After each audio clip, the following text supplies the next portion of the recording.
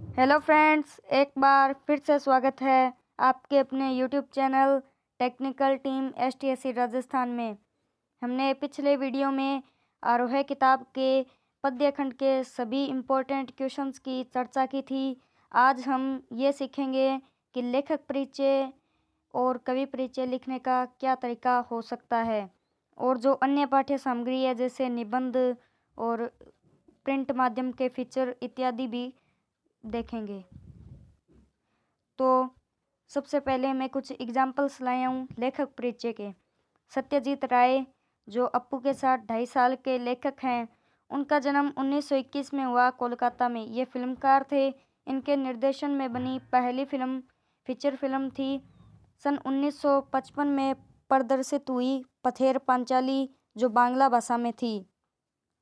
कवि परिचय लिखते वक्त ध्यान रखें जन्म एक लाइन में, और अगर वो कोई प्रसिद्ध कवि हो जैसे प्रेमचंद प्रसिद्ध कवि है और सुमित्रानंदन पंत जैसे छायावाद के प्रमुख कवि है तो वो लाइन भी लिखें। अगर उनका कोई मूल नाम हो तो भी लिखें।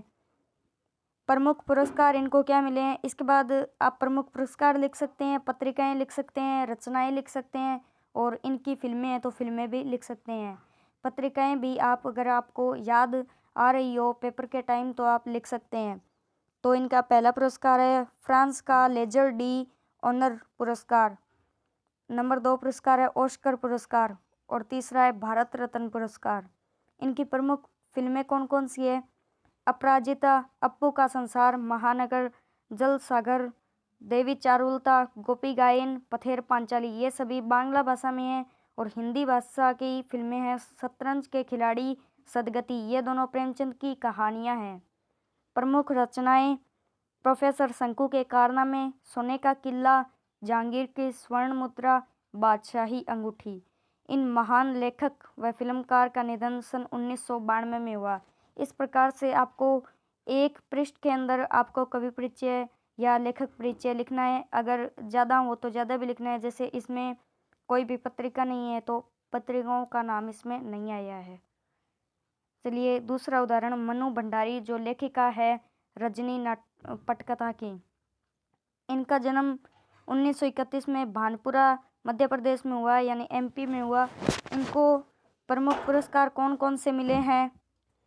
प्रथम पुरस्कार है इनका राजस्थान संगीत नाटक अकादमी, दूसरा है हिंदी अकादमी दिल्ली का शिखर सम्मान, तीसरा है भारतीय भाषा परिषद कोलकाता द्वारा सम्मान, चौथा है उत्तर प्रदेश हिंदी संस्थान द्वारा पुरस्कृत।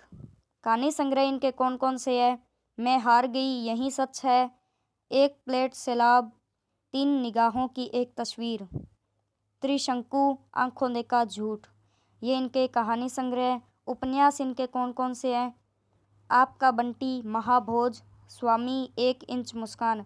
पटकथाएं हैं इनकी रजनी जो इस पाठ में है, दर्पण, स्वामी, निर्मला, ये इनकी पटकथाएं हैं। स्वामी ध्यान रखना उपन्यास भी है और पटकथा भी है।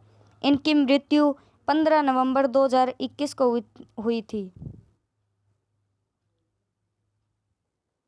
ये थे 2 लेखक परिचय लेखिका परिचय के उदाहरण। अब हम समझेंगे कवि परिचय के उदाहरण।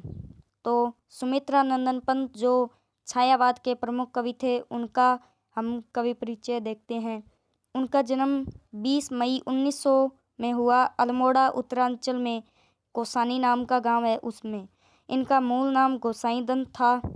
बाद में ये सुमित्रानंदन पंत के नाम से रचना करने लगे। 7 वर्ष की अल्पायु से ही ये रचना करने लगे थे। इनकी पहली रचना 16 वर्ष की उम्र में 1916 में सामने आई। प्रकृति का सुकुमार कवि कहा जाता है इन्हें। ये छायावाद के प्रमुख कवि थे। प्रमुख रचनाएं और कृतियाँ: वीणा, ग्रंथि, गुंजन, पल्लव, युगवाणी, ग्राम्या, उत्तरा, स्वर्ण किरण, चिदम्बरा, लोकायतन, कला और बुढ़ा चांद आदि। आप इनमें से 4-5 याद कर लो, वो भी लिख के आ सकते हो। इनकी एक पत्रिका भी है रूपाभ। आप इन सब में से 4 या 5 कृतियाँ रचनाएं याद कर लीजिए। मृत्यु उनकी सन 1977 में हुई थी। अभी एक कवि है दुष्यंत कुमार, जिनकी गज़ल हमारे सिलेबस में है। उनका जन्म 1933 में राजपुर नवादा गांव बिजनौर जिले में उत्तर प्रदेश यानी यूपी में हुआ। इनका पूरा नाम दुष्यंत कुमार त्यागी है। पिता इनके भगवत सहाय थे, माता इनकी राम किशोरी देवी। प्रमुख रचनाएं जिसमें काव्य संग्रह में आवाज़ों के घेरे में, जलते हुए वन का वसंत, सूर्य का स्वागत और गीति नाट्य एक है, एक कंठ विस्पाई। उपन्यास है आंगन में एक वृक्ष, दुहरी जिंदगी, छोटे छोटे सवाल। नाटक है मसीहा मर गया। एकांकी है मन के कोण। गज़ल संग्रह साये में धूप, और ये जो गज़ल हमारे सिलेबस में है ये साये में धूप गज़ल संग्रह से ली गई है। इनकी मृत्यु सन 1975 में हो गई थी। अभी हमने बात की लेखक परिचय और कवि परिचय की। अब हम बात करेंगे जो आपके अन्य राइटिंग सेक्शन में जो आएगा, लेखन अन्य सामग्री है, उसमें जो आपके पेपर में आएगा, जैसे निबंध, प्रिंट माध्यम के फीचर, कार्यालय पत्र इत्यादि। तो निबंध लेखन सामग्री में आप ये 10 निबंध बहुत इम्पोर्टेंट है, परीक्षा की दृष्टि से आप इनको याद कर लें। पहला है कोरोना वायरस, जो करंट का ही है, 21वीं सदी की महामारी। अनिवार्य बाल शिक्षा अधिकार, नारी शिक्षा पर भी आ सकता है, नारी सुरक्षा पर भी और नारी सशक्तिकरण पर भी। मोबाइल फ़ोन या इंटरनेट की उपयोगिता, पर्यावरण प्रदूषण या जल संरक्षण, राजस्थान में बढ़ता जल संकट। राजस्थान में बढ़ता जल संकट इसलिए है क्योंकि राजस्थान का अधिकांश इलाका रेगिस्तान है, तो जल संकट विश्व एक तरह से व्याप्त रूप में है राजस्थान में। 7वां है वन महोत्सव। 8वां है खेलों का महत्व। 9वां है भ्रष्टाचार आतंकवाद एक विकराल समस्या। 10वां है प्लास्टिक थैली बनाम स्वच्छ भारतीय अभियान। ये दोनों टॉपिक अलग अलग भी आ सकते हैं, तो इन दोनों को ही आप याद कर लें। कार्यालयी पत्र, इनमें से कुछ पत्र इम्पोर्टेंट है, आप सभी को सरसरी निगाह से देख लें, पर यह भी इम्पोर्टेंट है। पहला है जिला शिक्षा अधिकारी को पत्र, छात्राओं के निःशुल्क साइकिल वितरण के संदर्भ में। दूसरा है कक्षा 11वीं या 12वीं के कमज़ोर विद्यार्थियों के लिए अतिरिक्त कक्षाओं के संबंध में। तीसरा है पेयजल की समुचित व्यवस्था के संदर्भ में।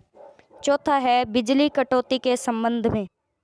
फीचर लेखन की बात करें तो फीचर लेखन में मोबाइल फ़ोन का बढ़ता प्रयोग, पॉलीथीन की अधिकता, यौन हिंसा एवं नारी उत्पीड़न, कुपोषण, आज का दूषित खान पान के कारण ही कुपोषण होता है, और शिक्षा का बदलता स्वरूप।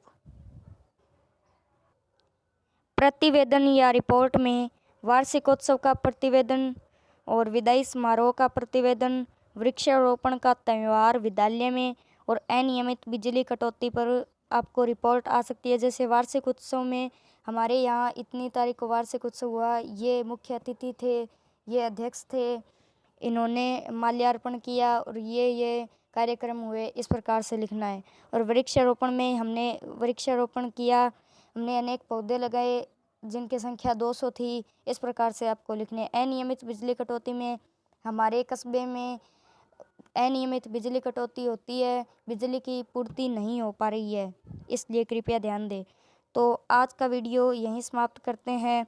उम्मीद है आपको सब कुछ समझ में आया है। अगर कोई डाउट है तो आप पूछ सकते हैं कमेंट बॉक्स में भी, और टेलीग्राम जो ग्रुप है, चैनल का चैट बॉक्स है, उसमें भी आप अपना डाउट पूछ सकते हैं। तो मिलते हैं अगले वीडियो में। Bye, have a nice day.